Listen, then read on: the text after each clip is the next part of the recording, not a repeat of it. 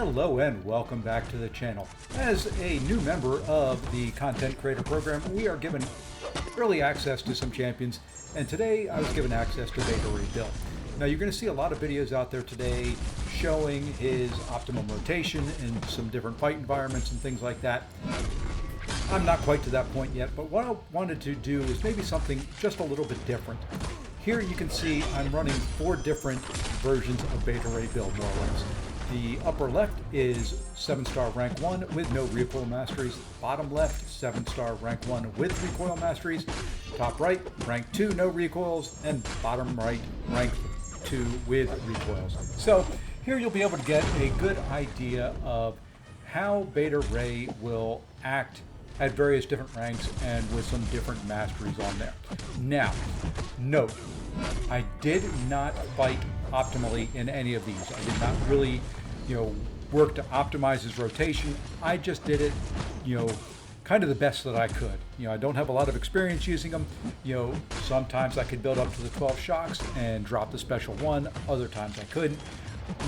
I just tried to give a fair comparison across many different fights.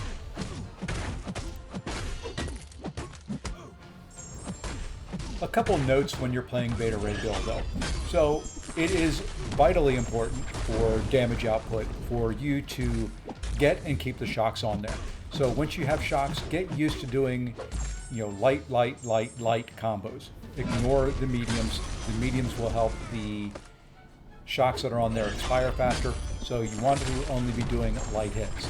Second, if it's going to expire before you can get back to a special 2, drop the special 1, even if you only have a couple shocks on there. That burst damage is worth, taking when you have no other option, but you're going to lose the shocks before you get to a special 2.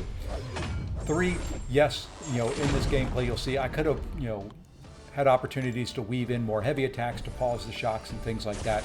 But like I said, I wanted it to be consistent throughout.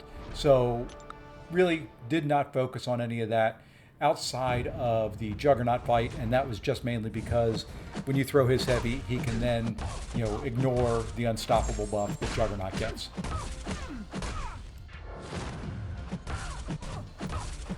As far as damage output goes, when you're not running the recoil masteries, betaraybill is just kind of middle of the pack. He's nothing exceptional.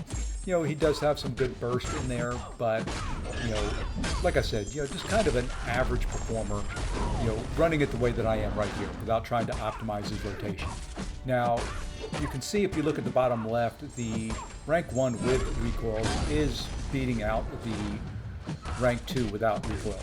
So, he does get a huge benefit from running the recoil masteries. The other thing I want you to look at in those bottom 2 videos is he is very, very recoil friendly.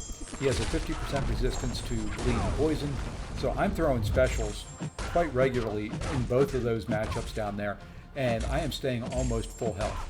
The top ones you'll see probably a couple times. You may see me stop throw on a heal or 2.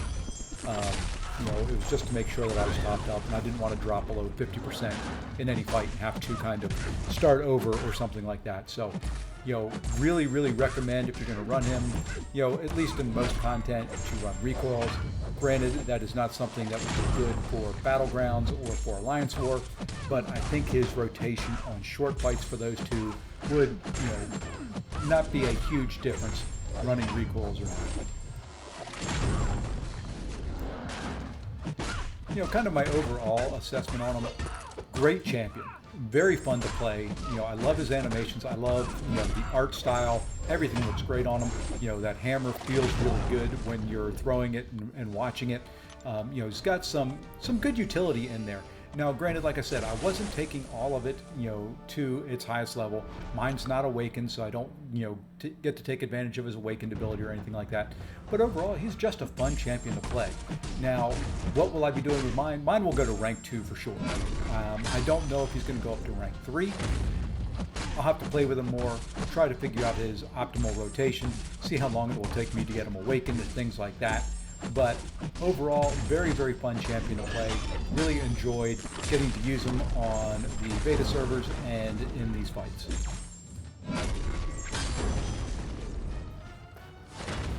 For the rest of this video, I'm just going to be quiet and let the fights play out.